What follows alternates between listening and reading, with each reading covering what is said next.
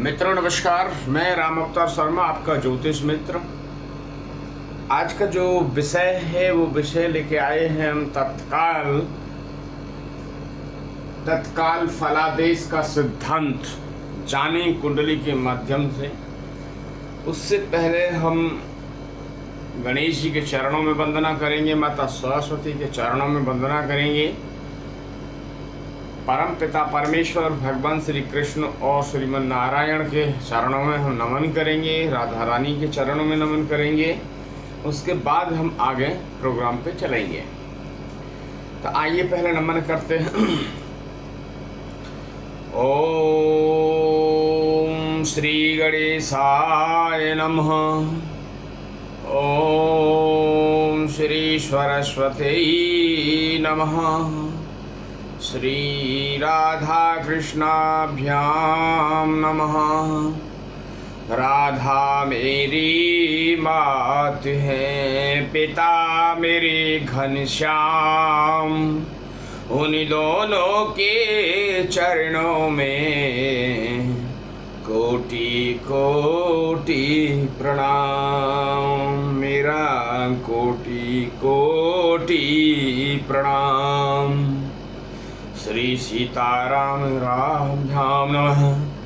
श्री रामचंद्राय नमः। श्री वेदपुरुषाय नमः। लक्ष्मीनाथ समारभ्यां नाथयामुनि मध्यमा, अस्मदाचार्य पर्यन्तां वन्दे गुरु परम्परां। प्रिय दर्शकों, राधे राधे। आप लोगों को राधे राधे। जय श्रीमन नारायण, सीताराम, राम राम, जय श्री कृष्ण। सभी को मेरी तरफ से राधे राधे। हमारे प्रिया प्रीतम की तरफ से राधे राधे। और जैसा कि अभी हमने कहा था कि हम जानेंगे तत्काल फलादेश का सिद्धांत। तो आइए चलते हैं। सबसे पहले 12 राशियों की तरफ चलते हैं। उसके बाद आगे पूरा हम समझाते हुए फिर मेन पॉइंट पे पहुंचेंगे। जान लेते हैं। सबसे पहला 12 राशि होती हैं। यहाँ हमने 12 राशियों के क्रमांक लिखे हुए हैं। यहाँ पूरी राशि लिखी हुई है। राशियों का गिनने का सीधा सिद्धांत आपको बार बार चीज़ें बता रहे हैं। जो सीखने वाले हैं, जो सीख रहे हैं, वो यहीं से पोरों से गिरे हैं। क्या मेष, वृषभ, मिथुन, कर्क, सिंह, कन्या, तुला। तुला के बाद में आपका वृश्चिक, धनु, फिर आपका मकर, कुंभ, मीन। ये आपकी 12 राशि हो गई। अब 9 ग्रह जान लेते हैं। सभी को पता है 9 ग्रह। 9 ग्रह जो है आपकी, सब फिर जानेंगे आप ग्रहों की दृष्टि के लिए हम बार बार ये चीज़ें बताते हैं कि दृष्टि सबसे मस्ट होती है। यदि दृष्टि नहीं देखेंगे तो फिर कैसे काम चलेगा। तो आइए पहले समझ लेते हैं इनके स्वामी। मेष राशि के जो स्वामी हैं वो मंगल देव हैं। वृश्चिक राशि के जो स्वामी हैं वो शुक्रदेव हैं। मिथुन राशि के आपके बुधदेव हैं। कर्क राशि के जो है चंद्रदेव हैं। सिंह राशि के सूर्यदेव हैं। आपके कन्या राशि के बुधदेव हैं। देन तुला राशि के जो है शुक्रदेव हैं। वृश्चिक राशि के जो है मंगल देव हैं। आपके मकर धनु के जो हैं आपके बृहस्पति देव हैं। मकर के जो है शनि देव हैं। कुंभ के जो है शनि देव हैं। और मीन के जो है आपके बृहस्पति देव हैं। अब इनकी दृष्टि की हमने बात करी तो मंगल देव के पास जो दृष्टि होती हैं वो 4, 7, 8, 3 दृष्टि होती हैं। अभी कुछ ऐसे ही टॉपिक अभी आने वाले हैं कि जो दृष्टियों से ही बात की जाएगी। उन पे काफ़ी चर्चा चलेगी अभी, तो आप बने रहें, चैनल को लाइक एंड सब्सक्राइब करते रहें। ये चैनल आप ही का है, आप जितना ज़्यादा से ज़्यादा इसको शेयर एंड सपोर्ट करेंगे और आपके और इसको फॉरवर्डिंग करेंगे तो लोगों का कल्याण होगा, जन जन तक ये चीज़ पहुंचेगी। कुछ हम ऐसी चीज़ें भी डालते हैं कि जो सभी के लिए जो वो चीज़ नई है, वो आश्चर्यजनक भी है। अभी लास्ट हमने एक वीडियो अपलोड किया था, वो वीडियो लोड जो था वो मंत्र चिकित्सा से था। यदि बॉडी में कहीं भी किसी के परमानेंट या कैसे भी दर्द रहता है, यदि वो ऐसा कंटिन्यू 21 डेज सुबह शाम उस वीडियो को 8 मिनट की वीडियो है, 8 मिनट की वीडियो को अपने कान पे लगा के सुनेंगे, सुनने के बाद उनका दर्द उसी समय लॉक हो जाएगा।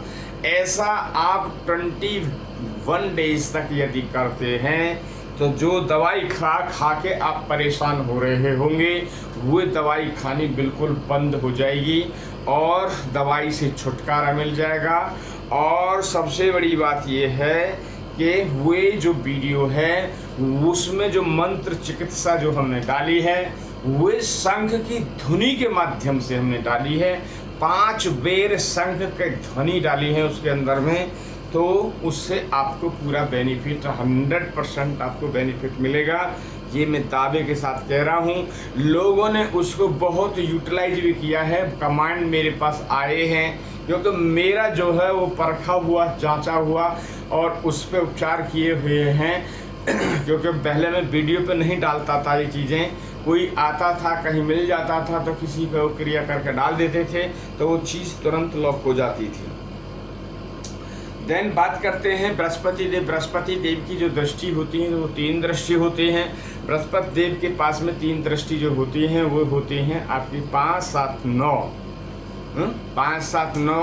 और शनि देव के पास जो होती हैं और वो होती हैं आपकी 3, 7, 10। और राहु देव के पास में भी जो दृष्टि होती है 5, 7, 9, जो शनि देव जो बृहस्पति देव के पास दृष्टि होती है वही राहु के पास दृष्टि होती है। केतु देव के पास में दृष्टि होती नहीं है, क्योंकि उनका धड़ है, केतु महाराज का धड़ है, इसलिए दृष्टि उनको है नहीं। अब देन बात कर लेते हैं, यहाँ पे देखिए दृष्टियों की हमने बात करी, अब यहाँ पे मूलांक जान लेते हैं। उनके मूलांक हैं, क्योंकि मूलांक जो है अब मैंने बहुत सारी वीडियो डाली हैं कि मूलांकों की ज़रूरत पड़ती है। यदि आप याद करेंगे उन चीज़ों को तो आपको इजीली याद होगा। मेष राशि यानी मंगल देव के पास में जो मंगल देव का जो मूलांक है, पहले सूर्य से ही चल लेते हैं मूलांक के लिए। सूर्य देव का मूलांक यहाँ पे वैसे सूर्य देव से नहीं आएगा, यहाँ पे वैसे मंगल देव से आएगा, क्योंकि हमने अलग अलग नहीं एक ही साइज में कॉलम बना के डाल दिया। फिर आगे यदि अगर कहीं 2 बार रिपीट हुआ है वो ग्रह है तो वहाँ पे 2 बार हमने रिपीट किया। जैसे यहाँ 10 नंबर मंगल देव, 5 नंबर शुक्रदेव, आपका 6 नंबर बुधदेव, 3 नंबर चंद्रदेव, यहाँ पर 3 नंबर चंद्र, सूर्य 7, बुध 6, फिर शुक्र 5, मंगल 10, गुरु 9, शनि 1 और फिर आपका गुरु 9। ये आपके हो गए मूलांक। मूलांक से आगे बात करते हैं कलाओं की। तो वैसे जो कलाएं हैं मैंने यहाँ पे लिखी है कि वो ये लंबी कला हैं, बट मैं वैसे मौके पे आपको बता देता हूँ। सूर्य देव के पास में सूर्य देव की 30 कला होती है, चंद्र देव की 16 कला होती हैं, मंगल देव की जो है 6 कला होती है, बुध देव की 8 कला होती हैं, बृहस्पति देव की 10 कला होती हैं, और आपका शुक्र देव की 12 कला होती हैं, और शनि देव की 1 कला होती है। ये कलाएँ हैं, इनको प्रदान है भगवान की तरफ से ये कला। देन बात करते हैं उच्च के और नीच के। तो 1 नंबर में जैसे सूर्य देव क्या है, सूर्य देव जो है 1 नंबर में उच्च के हो जाते हैं और 7 नंबर में नीच के हो जाते हैं। चंद्रदेव जो है 2 नंबर में उच्च के होते हैं, यानी वृषभ राशि में उच्च के हो जाते हैं, और आपका वृश्चिक राशि में नीच के हो जाते हैं, यानी 8 नंबर, 2 नंबर पे उच्च के चंद्रदेव और 8 नंबर पे नीच के हो जाते हैं। देन बात करते हैं मंगल देव जो है 10 में उच्च के होते हैं और 4 में जो है नीच के हो जाते हैं। 10 4 जैसे मैंने यहाँ लिखा है 10 4, तो ये उच्च के नीच के बात करेंगे। बुध जो है बुध देव जो 6 नंबर पे उच्च के हो जाते हैं स्वयं राशि यानी मिथुन राशि कन्या राशि में वो उच्च के हो जाते हैं बुध देव, और मीन राशि में नीच के हो जाते हैं यानी 12 नंबर पे नीच के हो जाते हैं। रही बात बृहस्पति देव, जो बृहस्पति देव हैं वो 4 नंबर पे उच्च के हो जाते हैं और 10 नंबर पे नीच के हो जाते हैं। कर्क राशि में उच्च के हो जाते हैं बृहस्पति देव और मकर राशि में नीच के हो जाते हैं। देन बात करते हैं शुक्रदेव जो है आपके मीन राशि में उच्च के हो जाते हैं और आपकी कन्या राशि में नीच के हो जाते हैं, यानी 12 नंबर पे उच्च के हो जाते हैं और 6 नंबर पे नीच के हो जाते हैं। अब बात करते हैं शनिदेव की। शनिदेव जो है तुला राशि में उच्च के हो जाते हैं और मेष राशि में नीच के हो जाते हैं। जैसे सूर्य देव है वहाँ सूर्य देव का उल्टा यहाँ पर करेंगे तो आपका शनिदेव का रिजल्ट आपको मिल जाएगा। जैसे बुध देव का वहाँ सीधा है तो वहाँ शुक्रदेव के लिए आप उल्टा कर लें तो समझने के लिए। और ये उच्च के नीच के, क्योंकि आप किसी के पास बैठेंगे, यजमान के पास बैठेंगे तो आप ये थोड़ी देखेंगे कॉपी किताब देखेंगे कब मैं देख लूँ कि सूर्य नीच के हैं उच्च के हैं, तो ये सब चीज़ें आपको याद करनी होंगी। हैं जहाँ आप बात करते हैं तो ये आप याद करें, ये बड़ी मौखिक चीज़ है। अब बात कर लेते हैं मित्रों की, अपने जो ग्रह हैं उनकी शत्रुता और मित्रता के बारे में। मित्र इनके 2 ग्रह 2 ग्रुप हैं, group A group B. Group A में जो आते हैं आपके देवता आते हैं, ग्रुप बी में जो आते हैं दानव आते हैं। दानवों के दैत्य गुरु शुक्राचार्य गुरु हैं और हमारे देवों के देव बृहस्पति देव हमारे देवों के गुरु हैं। ये 2 गुरु हैं दानव गुरु में, दानव दल में शुक्रदेव और देवता के दल में आपका बृहस्पति देव, ये गुरु हैं। अब बात कर लेते हैं देवता में कौन कौन आते हैं। मंगल देव, चंद्रदेव, सूर्य देव, देन बृहस्पति देव, ये मंगल देव हैं, देवताओं की लिस्ट में आते हैं। और दानवों की लिस्ट में शुक्रदेव, शनिदेव और राहु एंड केतु, ये आपके वहाँ पे आते हैं। बुध देव जो है आपके सेंटर में बैठते हैं, आपके सेंटर में बैठते हैं बुध देव यहाँ पे दानव है सपोज हैं, और यहाँ देव है तो बुध देव यहाँ बैठेंगे। अब दोनों को देखेंगे, मैंने यह दर्शाया है यहाँ पे मित्रता और शत्रुता, यहाँ पे मंगल देव, चंद्रदेव, सूर्यदेव और गुरुदेव, शुक्र, शनि, राहु, केतु यहाँ पे मैंने दर्शाया है। तो बुध देव जो है दानवों की लिस्ट में ज़्यादा आते हैं, देवों की लिस्ट में भी आते हैं मगर कम उनका प्रभाव रहता है देवों में, तो ज़्यादा जो है दानवों में रहता है। बात कर लेते हैं अब डिग्रियों के बारे में। ग्रहों की जो डिग्री है वो सबसे जानना जरूरी है, क्योंकि ग्रहों की डिग्री के ही बल पे सारा कुछ होता है। ऐसा नहीं है कि ग्रह जब आपका जन्म होता है, जिस ग्रह जिस डिग्री में जो ग्रह बैठा होगा उसी का आपको परिणाम मिलेंगे। हाँ, तो अब जो बढ़ानी है अपने जीवन में तो फिर बढ़ानी है, यानी घटानी है तो घटानी है। तो फिर वो कैसे घटाएंगे, बढ़ाने के लिए क्या है। यदि किसी का ग्रह मारक है, पहले तो ये जान लें, मारक पे अभी बात में करेंगे, अभी डिग्री के बारे में बात कर रहे हैं। चलिए, तो यहाँ पे ग्रहों की डिग्री यहाँ मैंने लिखी हुई है 0 से 6 डिग्री, जो कि आपका 25% जो रिजल्ट देता है, चाहे वो नेगेटिव हो चाहे वो पॉजिटिव हो। अब पॉजिटिव कब देगा और नेगेटिव कब देगा। यदि आपके ग्रह अनुकूल हैं, आपके हित में हैं, तो आपको अनुकूल यानी अच्छे परिणाम मिलेंगे। यदि आपसे करूर ग्रह हैं, आप मारक हैं, जिनकी दिशा चल रही है वो मारक हैं, तो वो उतने ही 25% ही परिणाम आपको मारक की तरह आपको देंगे, नेगेटिव या पॉजिटिव, तो जैसा स्थिति में ग्रह बैठे होंगे। बात करते हैं 6 से 12 डिग्री। 6 से 12 डिग्री की जो है युवा अवस्था होती है। उस अवस्था में आपको जो परिणाम मिलते हैं वो 50% आपको परिणाम मिलते हैं। जैसा कि मैंने यहाँ पे लिखा है 0 से 6 25% होंगे, ये बाल अवस्था है। आपका 6 से 12 है 50% आपको रिजल्ट मिलेंगे। इसमें जो है आपकी युवा अवस्था है। 12 से 18% 18 डिग्री पे जो ग्रह बैठा होगा तो वहाँ आपको 100% आपको रिजल्ट मिलेंगे, चाहे वो नेगेटिव परिणाम हो चाहे वो पॉजिटिव परिणाम हो। ऐसा नहीं है, ये काल चक्र है, ये सभी के लिए दुख सुख लगा रहता है। कभी कहीं रात है तो कहीं सवेरा है, कहीं दिन छिपा है तो कहीं दिन निकल रहा है। तो ये काल चक्र ये घूमता रहेगा, मगर उसमें आपको सुधारने की जरूरत है। यदि हमें पता है कि आगे पानी है, पानी ज़्यादा है, तो हम उसमें क्यों घुसें? हमें पता है कि पानी हम पे तैरना आता नहीं है और हम उसमें घुस जाएं तो हमारा तय है डूबना। तो ऐसे यदि आपको पता है कि हमारे ग्रह खराब चल रहे हैं, हमारे किस तरह से ये प्रॉब्लम आ रही है, तो हमें उन चीज़ों पे सुधार करना चाहिए। जैसे कि 1000, 500, 2000 कोई ऐसी बड़ी बात नहीं होती है। आप कुंडली का विश्लेषण कराएं, कहीं से भी कराएं, इससे हमें कोई लेना देना नहीं है। या आप हमारे यहाँ से करा सकते हैं या कहीं और यहाँ से करा सकते हैं। जैसे आप कुंडली का विश्लेषण कराएंगे तो आपको सारी चीज़ें पता चल जाएगा। आपको फ्यूचर में भी पता चल जाएगा, फ्यूचर के बारे में, कि मेरे साथ उस साल ये घटनाएं घटेंगी, अच्छा होगा बुरा होगा, या मैं एग्जाम में आऊँगा या नहीं आऊँगा, नौकरी लगेगी या नहीं लगेगी, व्यापार में सफल होऊंगा या नहीं होऊंगा, वो सारी घटनाओं का आपको पता चल जाएगा। यदि आपकी माता का स्वास्थ्य कब खराब होने वाला है आपकी कुंडली से, तो वो भी आपको पता चल जाएगा। पिता को आपको कष्ट होने वाले हैं तो भी वो पता चल जाएगा। भाई बहनों को कष्ट आने वाला है तो भी पता चल जाएगा। सास ससुर, आपके ससुराल पक्ष में कोई परेशानी आने वाली है तो भी उन घटनाओं का आपको पता चल जाएगा।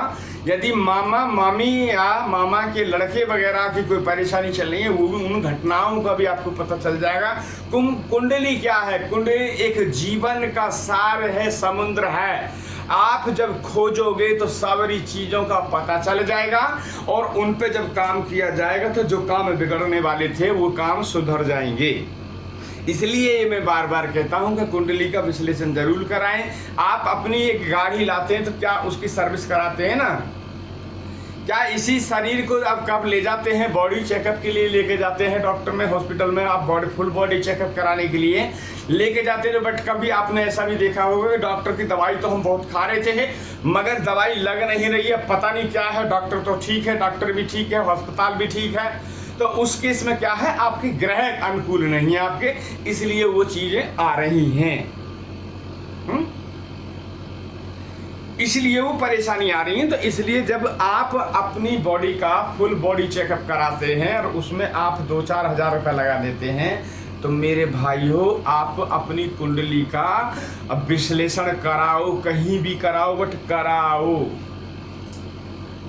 हैं? किसी भी विद्वान आचार्य पे कहीं भी कराओ, अपने वहाँ कराओ, हमारे से कराओ और कहीं कराओ, बट कराओ। उससे आपको सारी घटनाओं का पता चल जाएगा।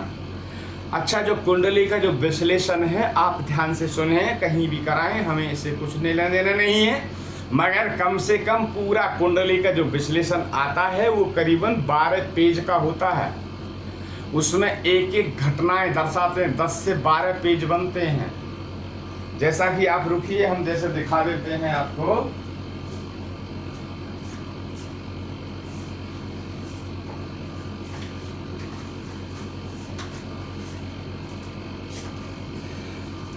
देखिए, ये जो है ना ये एक कुंडली का विश्लेषण है। इनमें जो है आपकी पूरी घटनाओं का, ये जो है आपका पूरा एक दिन, आपके पूरी जिंदगी का सार है कि आपका जो ग्राफ जो है ऐसे चलेगा, आपकी घटनाएं कैसे चलेंगी, आपको कहीं उतार चढ़ाव आएंगे, तो ये सारी चीज़ें हैं।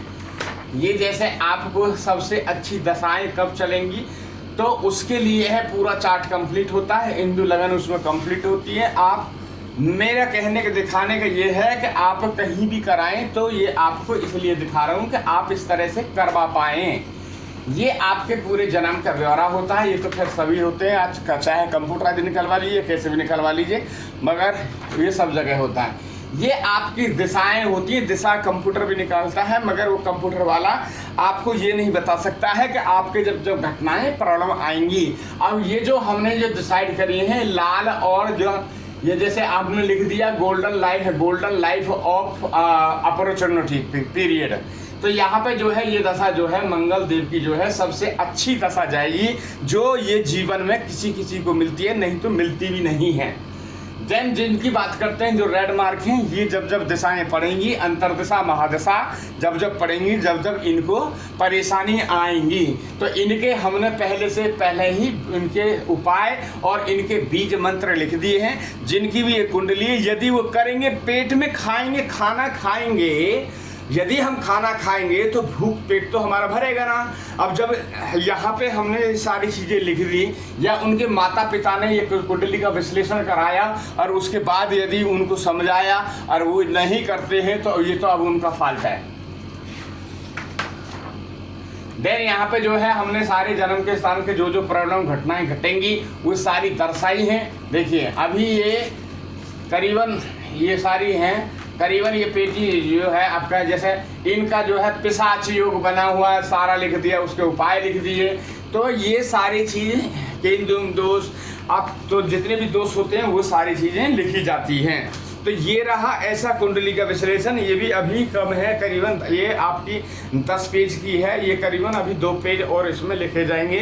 पूरी तरीके से आपको एक तरह की कंप्यूटर इस तरह काम किया जाएगा।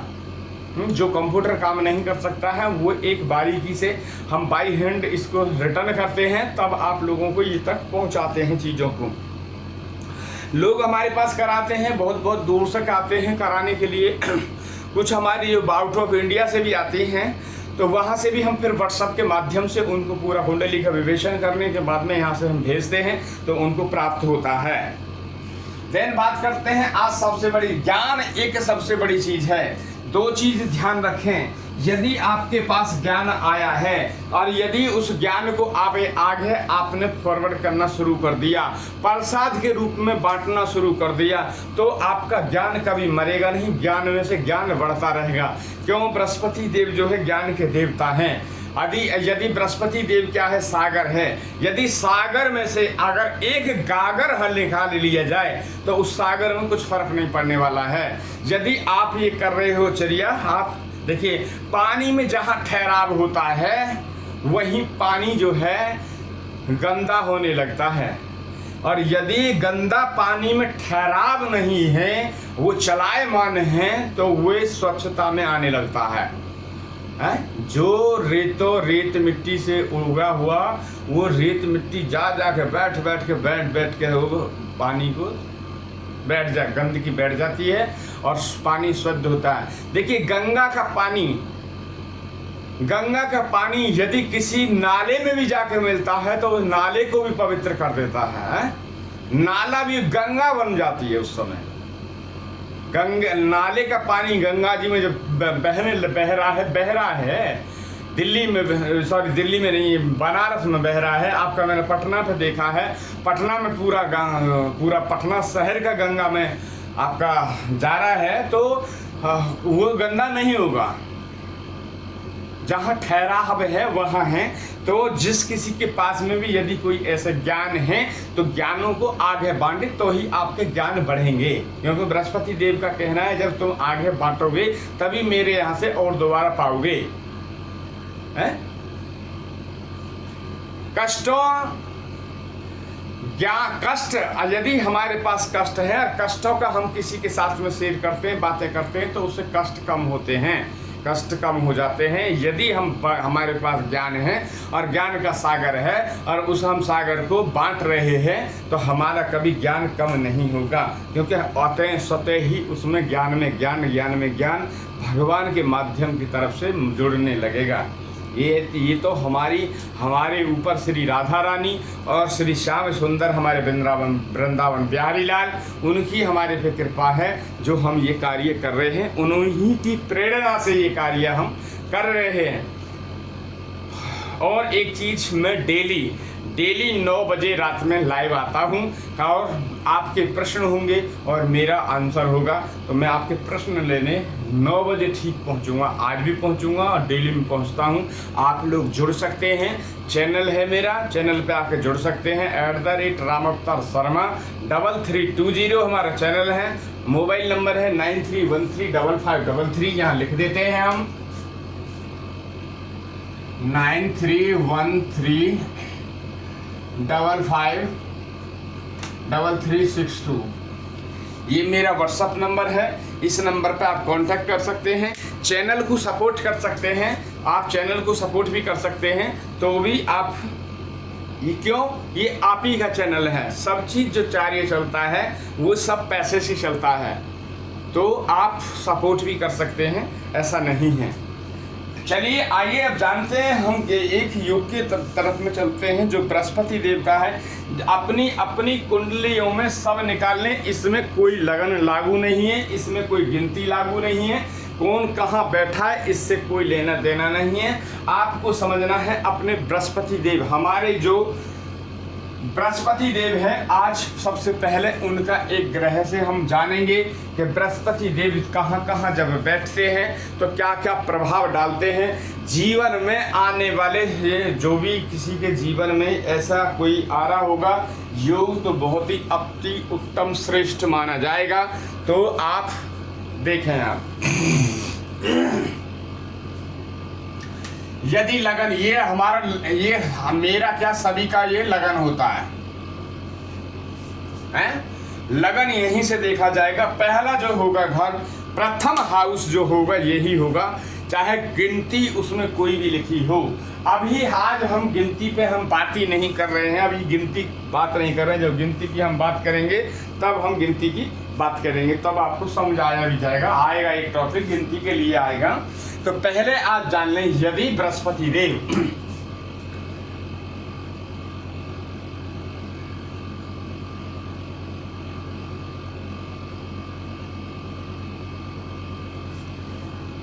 यदि बृहस्पति देव गुरु भी कहते हैं, ध्यान रखें, गुरु भी बोला जाता है बृहस्पति देव को।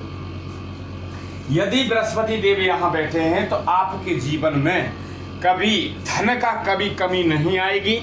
ये आज नोटिंग कर लें और अपने भविष्य को सुधारने की ओर करें। यदि किसी के ये ग्रह हैं कि बृहस्पति देव फर्स्ट हाउस में बैठे हैं तो और उसे करने की जरूरत है। यदि फर्स्ट हाउस में बैठते हैं, देखिए ग्रहों को यदि बृहस्पति देव किसी 6-8 12 में बैठे हैं तो ऐसा नहीं है कि वो बैठे रहेंगे वहाँ, उनको मूव भी कराया जा सकता है। किसके माध्यम से?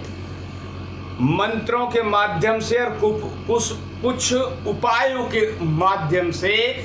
जो छठे भाव में बृहस्पति देव बैठे हैं, देखने को तो लोगों को और आपको यही लगेगा वो वहीं बैठे हैं, मगर वो वहां से शिफ्ट हो जाएंगे। कहाँ आ जाएंगे?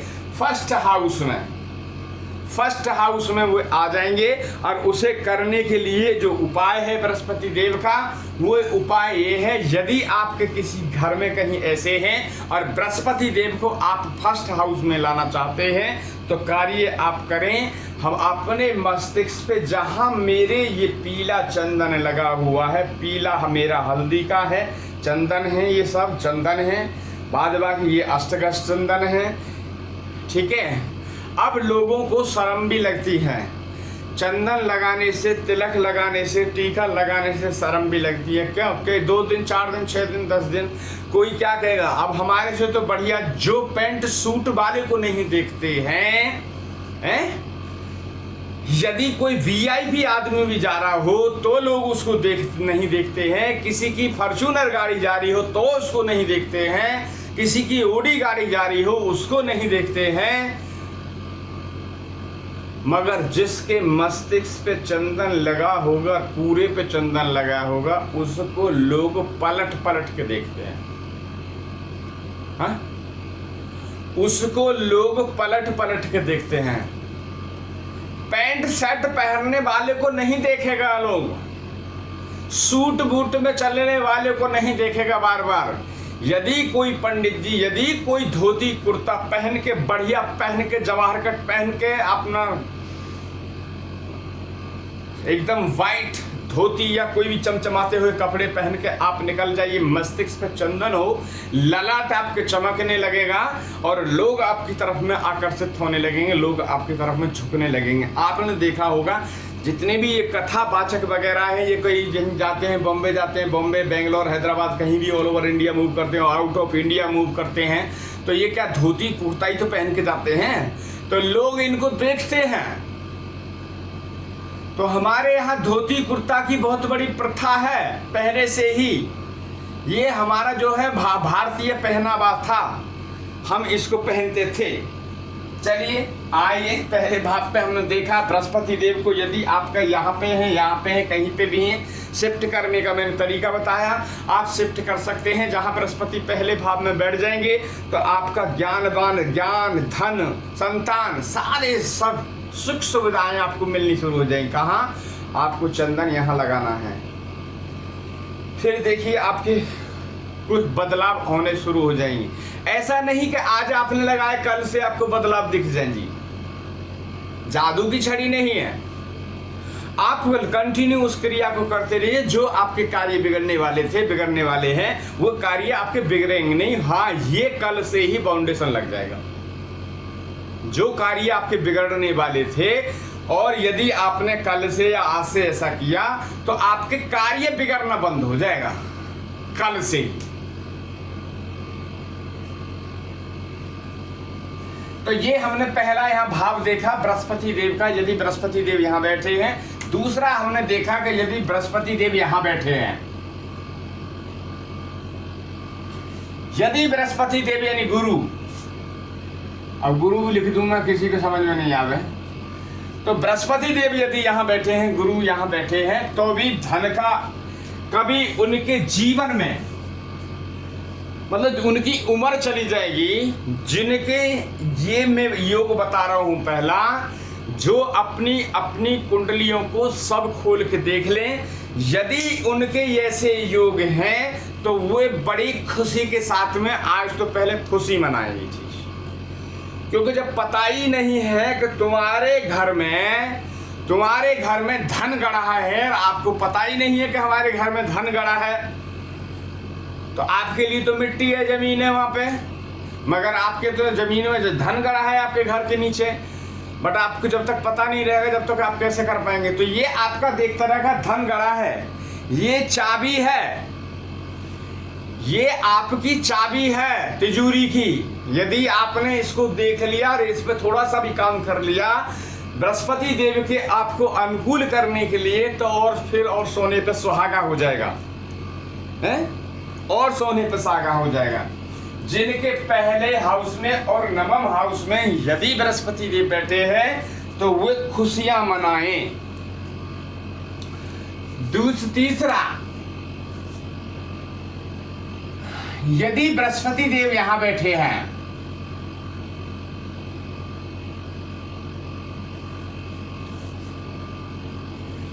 देखिए भाग्य भाव पे बैठ गए, लगन में बैठ गए और आपका लक्ष्मी स्थान में बैठ के जाके, तो बृहस्पति देव क्या करेंगे? धन बरसाएंगे। क्या करेंगे? धन बरसाएंगे, क्योंकि यहाँ दो जगह तो वे अपने ही घर हैं उनके। 11वें स्थान पे भी मैंने कल बताया था ना, कारक ग्रहों के बारे में मैंने बताया था कि जहाँ ये सभी सूर्य का, चंद्र का, मंगल का, सबके कारक ग्रह मैंने बताए थे। तो आपने जाना, तो आपने आज ये बृहस्पति के देख लीजिए, ये चीज़ को आप मिस ना करें। यदि बृहस्पति देव आपके ऐसे हैं, इन घरों में बैठे हैं, तो आपको आज तो सबसे पहले खुशियाँ मनाएं। खुशियाँ ऐसी मनाएं कि हाँ हमें बहुत अच्छी जानकारी मिली है। खुशियाँ ऐसी ना मनाएं कि चलो जी आज पता चला है तो चले जाएं कहीं बाहर में, ऐसी खुशियाँ नहीं। थोड़ा ये तो मस्तिष्क पर टीका वगैरह जरूर लगाएं।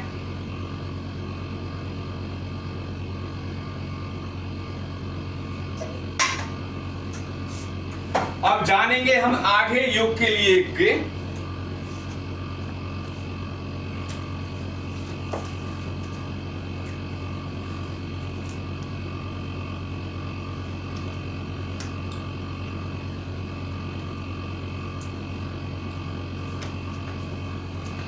दूसरा योग के लिए क्या है। अब ये यहाँ पे हम ये दूसरे योग के जानेंगे चंद्रदेव के लिए।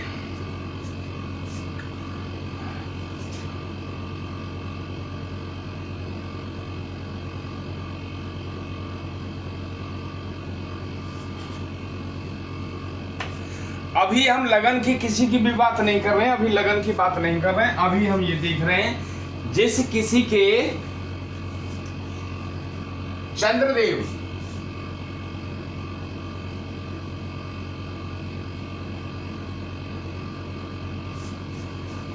जिस किसी के भी चंद्रदेव यदि आपके 12वें हाउस में बैठे हैं तो वो ध्यान रखें, ऐसा कोई भी कार्य ना करें जिससे आपका नुकसान हो जाए। चंद्र क्या है? चंद्र है मन। चंद्र क्या है? चंचल। यदि आपका मन खराब हुआ, यदि आपका मन खराब हुआ, चंद्रमा खराब, मन खराब, चंचल, इधर इधर दौड़ने लगेगा मन जब करेगा, आपका स्तर नहीं रहेगा, तो उस पीरियड में कोई भी जल्दबाजी आप ना करें। आप अपने मस्तिष्क से, जिनका 12वें में बैठा हो, देखो कुंडली में चेक कर लें, सब अपनी कुंडली में ये चेक कर लें, जिनके चंद्रमा यदि 12वें हाउस में बैठे हैं तो वे अपने आप कोई भी कार्य का निर्णय ना लें, नहीं तो अनर्थ हो जाएगा। क्योंकि आपकी सोचने की क्षमता जो है वो ठीक नहीं है, आपको बहुत भारी नुकसान उठाना पड़ सकता है। किसी अच्छे आदमी का सलाह लेके ही काम करें, समझदार आदमी का। ऐसे आदमी का सलाह ना ले फिर भी कि पता चले वो हमसे भी ज़्यादा बुद्धि में कम है और हमने उसकी सलाह ले ली और उसने हमारे से भी जो बुरा फैसला था वो लेके बता दिया, तो ना हो सकता है तो किसी अच्छे व्यापारी से आप सलाह लें, और हो सकता है तो बड़े बुजुर्गों से सलाह लें, तो ही काम करें जिनके चंद्रमा 12वें हाउस में बैठे हैं, नहीं तो अनर्थ हो जाएगा। क्योंकि आपकी सोचने की क्षमता वो है गलत आपको निर्णय लेवाने पे मजबूर कर देगी। क्योंकि चंद्रमा क्या है? मन है, चंचल स्वभाव का होगा, वो जल्दबाजी ना करें तो उसमें उनका काम खराब हो जाएगा। ये हमने आपका चंद्रमा का योग जाना। हम नेक्स्ट योग के लिए चलते हैं, उसमें हम जानेंगे चंद्रमा यदि कहीं भी बैठे हों,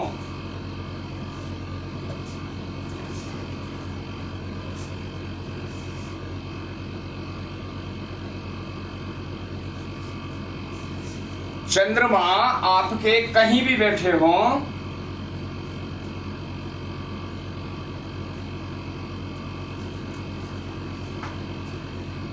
देखिए अब हम जान लेते हैं कि चंद्रमा फॉर एग्जाम्पल के लिए, उदाहरण के लिए हम चंद्रमा को चौथे स्थान पर रख देते हैं।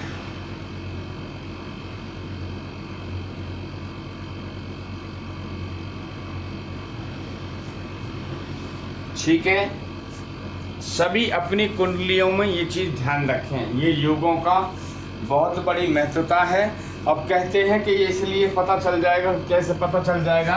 यदि चंद्रमा यहाँ हैं और चंद्रमा से आगे, यदि चंद्रमा से आगे 7वें स्थान में, कहाँ? चंद्रमा से आगे 7वें स्थान में यदि शनि देव विराजमान हो जाते हैं, यानी 1 2 3 4 5 6 7, यानी 7 यहाँ पे यदि शनि विराजमान हो जाते हैं, आगे 7 हाउस, तो जान लें उनकी जो पत्नी होगी बहुत लड़ाकू होगी। उनकी जो पत्नी होगी, अभी भी वो ये चेक कर सकते हैं जिनकी कुंडली में है, जिनकी शादी हो गई है, तो वे चीज़ आप नोटिंग करें कि ये जो है, यदि चंद्रमा कहीं भी बैठे हों, बात हम चौथे की नहीं, ये हम उदाहरण की बात कर रहे हैं। हमने ये यहाँ पे दिया है, हम चंद्रमा यहाँ भी दे सकते हैं। अभी हम ये चीज़ समझा रहे हैं कि आप ये नहीं समझे कि हमारा चौथे में बैठा है और आगे हुए है, तो हमारा किसी ने सोचा कि किसी का कौन से में बैठा है, 5वें में बैठा है,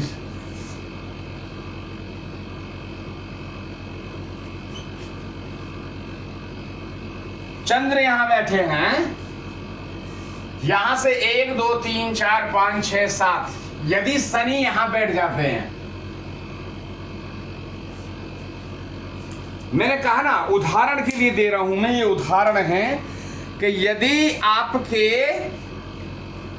चंद्रमा कहीं बैठ सकते हैं, यहां बैठ सकते हैं, यहां बैठ सकते हैं, यहां बैठ सकते हैं, यहाँ बैठ सकते हैं, यहाँ बैठ सकते हैं, मतलब 12 हाउस में कहीं भी चंद्रमा बैठ सकते हैं। चंद्रमा से ठीक 7 घर आगे शनि देव होंगे, तो उनको ये समझना चाहिए, जिनकी शादी नहीं हुई है तो भी वो समझ लें कि हमारी जो दुल्हन, हमारी जो पत्नी, वो बहुत ही लड़ाकू स्वभाव की होगी और बहुत तेज तर्राक लड़ाक, तो वो समझ जाएंगे। ठीक है, देखें जरा, उनका स्वभाव भी जान लें। जिनके ये योग बन रहे हैं वो अपनी कुंडलियां चेक कर लें।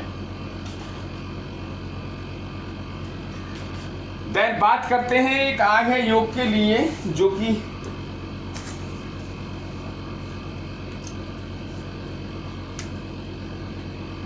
आगे बात करेंगे राहु के लिए।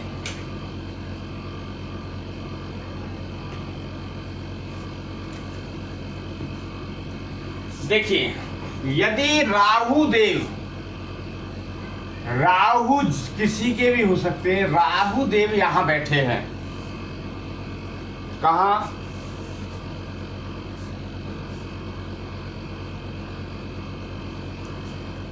यदि मंगल देव यहां बैठे हैं, तो मंगल देव की दृष्टि कौन सी जाएगी? 1 2 3 4, चौथी दृष्टि, चौथी दृष्टि यहां जाएगी। फिर बात करेंगे हम 7वीं दृष्टि की, तो 7वीं से कहा जाएगा, तब यहां से हो गए आपके 1 2 3 4 5 6 7, 1 2 3 4 5 6 7। ये राहु की, ये प्रॉपर जो राहु पंचम हाउस में होगा उसकी ये कैलकुलेशन है, वो चीजें सब जान लें। तो यदि मंगल यहां हो तो कौन सी दृष्टि जाएगी? 7वीं दृष्टि। अभी हमने कहा था ना कि आप रुके रहें, धैर्य रखें, आपको हम दृष्टियों के बारे में भी अभी लेके चलेंगे, क्योंकि कुछ चीजें आपको समझा रहे हैं। ये क्या है, एक साथ जो हमने जो तत्काल जो बताया था, ये सब तत्काल फलादेश का सिद्धांत जाने। ये जो है एक, जैसे हमने बताया चाबी बृहस्पति देव की, यदि बृहस्पति देव कहीं भी है, वो चाबी पूरा लेना चाहते हैं, तो आपको वो कार्य करना होगा जो हमने आपको बताया है, वो आप कार्य करें तो आपको चाबी उसकी तत्काल मिल जाएगी। 1 2 3 4 5 6 7, 1 2 3 4, 2 दृष्टि हो गई, चौथी दृष्टि, 7वीं दृष्टि। अब बात कर लेते हैं 8वीं दृष्टि के लिए। तो मंगल देव यदि यहां बैठे होंगे हैं, यदि मंगल देव यहां बैठे होंगे तो 1 2 3 4 5 6 7 8, किसी भाई बहन के, किसी भी के यदि ऐसा बैठे हैं, 1 2 3 4 5 6 7 8 गिनती में आ रहे हैं, चौथी दृष्टि, 5वीं दृष्टि, चौथी दृष्टि, 7वीं दृष्टि और 8वीं दृष्टि में यदि राहु को मंगल देव देख रहे हैं, 5वें स्थान पे हुए आपके संतान का भाव होता है, संतान का स्थान होता है। उस पीरियड में क्या है, आपकी या तो संतान नष्ट हो जाएगी, या संतान खराब हो जाएगी, या संतान होंगी ही नहीं, या संतान बहुत देरी में होगी, उपायों से होगी। तो जिन भाई बहन की यदि ऐसा कोई कुंडली में बन रहा हो, जिनके ऐसी संतान से घटनाएं घट रही हों, तो वे या तो कांटेक्ट कर सकते हैं, या कहीं से भी पंडित जी से कहीं आपके क्षेत्र में हो, उनसे पूरा कुंडली का विश्लेषण करा सकते हैं और वो चीज़ उनसे समझ सकते हैं, उपायों के बारे में समझ सकते हैं। या आप हम 9 बजे ठीक रात में जुड़ते हैं तो आप हमारे साथ में भी जुड़ सकते हैं। उससे पहले आप चैनल को लाइक एंड सब्सक्राइब कर लीजिए, ताकि जब हम बैठेंगे तो सबसे पहले आपके पास में मैसेज जाएगा कि वे पंडित जी, गुरु जी ऑनलाइन हैं, लाइव पे हैं, आप अब उनका हम वीडियो देखेंगे या उनसे हम एक प्रश्न करेंगे, ताकि हमारे प्रश्न का उत्तर मिल जाए। हो सकता है हमारा जीवन कुछ सुधर जाए, है? तो ये आपने समझा मंगल देव का और राहु देव का आपने ये अभी जाना। अब जान लेते हैं हम, अब आएंगे कुछ हम आपके राशियों के बारे में चलेंगे।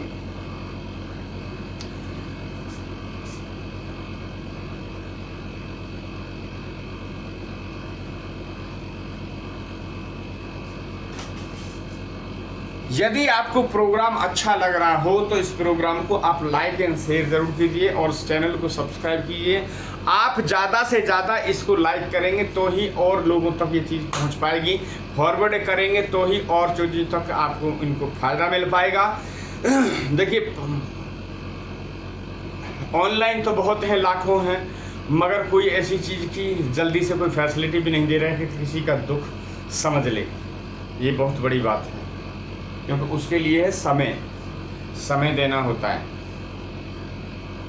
और समय आज की डेट में किसी के पास है नहीं जल्दी से। ये तो हमारे भगवान श्री कृष्ण और राधा रानी की प्रेरणा है, जो उनके माध्यम से ये हो रहा है। आप ज़्यादा से ज़्यादा इसका लाभ उठा सकते हैं। अब चलते हैं आगे एक योग दूसरे की तरफ में।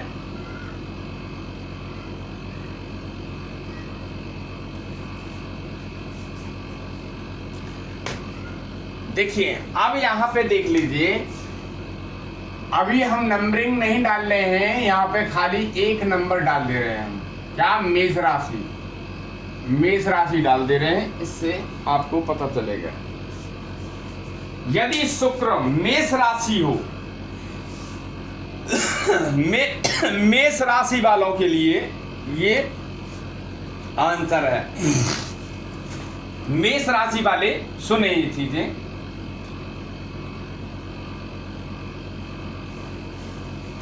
यदि शुक्र कहीं भी हो बैठे हो, इस भाव में कहीं भी शुक्र बैठे हो, मेष राशि वाले सुन लें। मेष राशि जिनकी भी है उनके लिए ये चीज है कि शुक्र आपके यहां कहीं भी बैठे हो, किसी भी भाव में बैठे हो, कभी उनके यहाँ बैठे हो, यहाँ शुक्रदेव बैठे हो, यहाँ बैठे हो शुक्रदेव, या शुक्रदेव यहाँ बैठे हो, या शुक्रदेव यहाँ बैठे हो, या शुक्रदेव यहाँ बैठे हो, शुक्रदेव यहाँ बैठे हो, शुक्रदेव यहाँ बैठे हो, बसर से कंडीशन एक लगी है इसमें कि उच्च के होके बैठने चाहिए। हाँ, उच्च के। तो शुक्रदेव क्या है, उच्च के कब होते हैं? हाँ, शुक्रदेव उच्च के कब होते हैं? 12 नंबर राशि पे, मीन राशि में उसके होते हैं। या यहाँ बैठे हो, या यहाँ बैठे हो, या यहाँ बैठे हो, उच्च के होके बैठे होंगे, 12 नंबर पे बैठे होंगे। तो वो चीज़ ये ध्यान रख लें, यदि उच्च के होके बैठे हैं, शुक्रदेव कहीं भी बैठे हैं उच्च के होके, तो उनके जीवन में कभी जिंदगी में धन का कमी कभी नहीं आएगी। उनको घर, गाड़ी, घोड़ा, मकान, दुकान, ये सब की उनके पास में लग्जरी होगी। हैं, लग्जरी के मालिक कौन हैं? शुक्रदेव।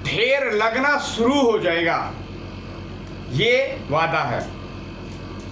देन बात करते हैं एक और किसी दोस्त के लिए, योग के लिए हम जानेंगे।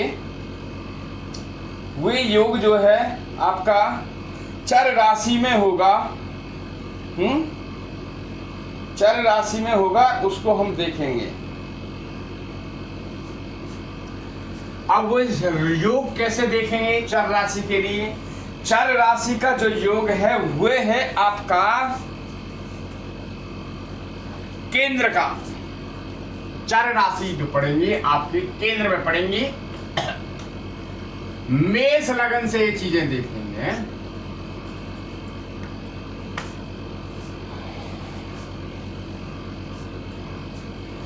अब चर राशि आपकी केंद्र में और भी कभी जो भी कभी आएंगी, एक ऐसा नहीं है कि सूर्य तो एक ही है रहेंगे। यदि सूर्य एक चर राशि पे केंद्र में बैठे हैं, ये केंद्र की जो बात है 1, 4, 7 और 10 ये केंद्र हैं और ये चर राशि हैं है? तो चर राशि जो पड़ेंगी ये यहाँ पे आपका 1, 4, 7 में आपको पड़ेंगी आके चर राशि। यदि सूर्य कहीं भी बैठे हो चर राशि में केंद्र में, चर राशि की बात कर रहे हैं अभी, आप गिन लीजिए राशि है 4 स्थिर द्वि स्वभाव, तो चौथे पहली 4 स्थिर द्वि स्वभाव, फिर चौथी पड़ी यहाँ पे देखो 4 स्थिर द्वि स्वभाव है, फिर 7वीं पड़ी ना 4 स्थिर द्वि स्वभाव 7वीं, और फिर आपकी 10वीं 4 स्थिर और द्वि स्वभाव।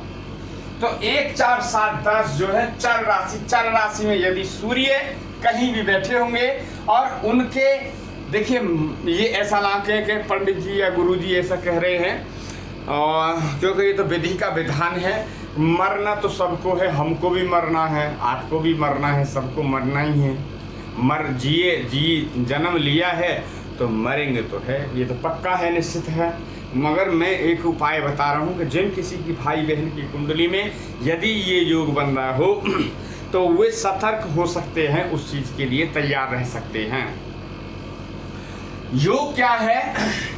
यदि सूर्य देव केंद्र में बैठे हैं, कहीं भी सूर्य यहां बैठे हो मगर चर राशि हो, सूर्य यहां बैठे हो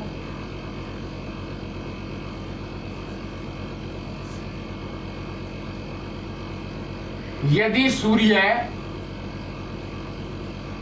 केंद्र में बैठे हो और चर राशि हो, चर राशि हो, तो ऐसे जातक का पिता, ऐसे जातक की जब मृत्यु होगी, अपनी अपनी सब ये कुंडली चेक कर लें और अपने बेटा बेटी बहुओं को सब चीज को ये इंफॉर्मेशन कर दें। बेशक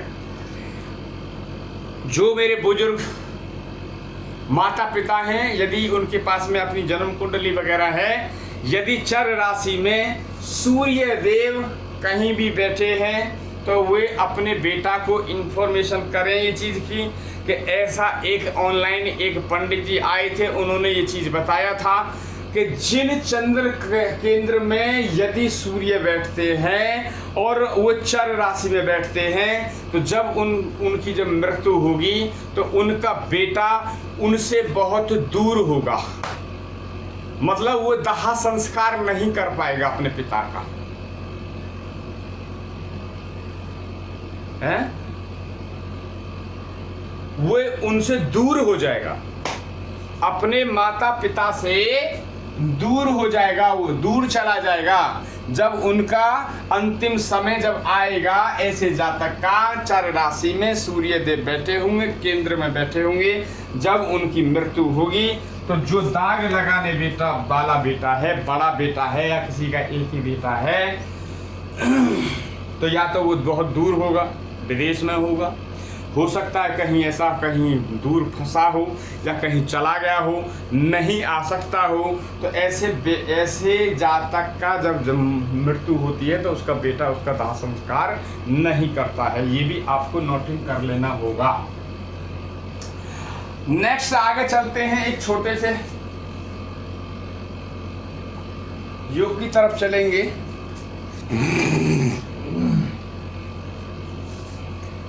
ये आपने नोट किया होगा, वीडियो आप कोई भी चीज समझ में नहीं आता है तो आप वीडियो को रोक के फिर बैक करके आप समझ सकते हैं और वो चीज़ नोटिंग कर सकते हैं। और आप चैनल को सब्सक्राइब जरूर कीजिए। आज रात में ठीक 9 बजे हम फिर लाइव होंगे। तो यदि आपका कोई प्रश्न है तो आप प्रश्न कर सकते हैं। प्रश्न आपका होगा, उत्तर हमारा होगा। हमारा मीन्स हमारी राधा रानी और श्याम सुंदर की तरफ से वो आपका उत्तर होगा। हमारी कोई पावर नहीं है, हम आपके सवाल का जवाब देने में असमर्थ रहेंगे, मगर मेरी इतनी ताकत है राधा रानी की तरफ से और मेरे वृंदावन बिहारी लाल की। आपका कोई कितना भी कठिन से कठिन क्यों ना हो प्रश्न, उत्तर तत्काल मिलेगा आपको। ये हमारी राधा रानी लाडली जू की कृपा है और मेरे प्रिया प्रीतम की कृपा है, उनकी कृपा से देता हूँ मैं चीज़ें।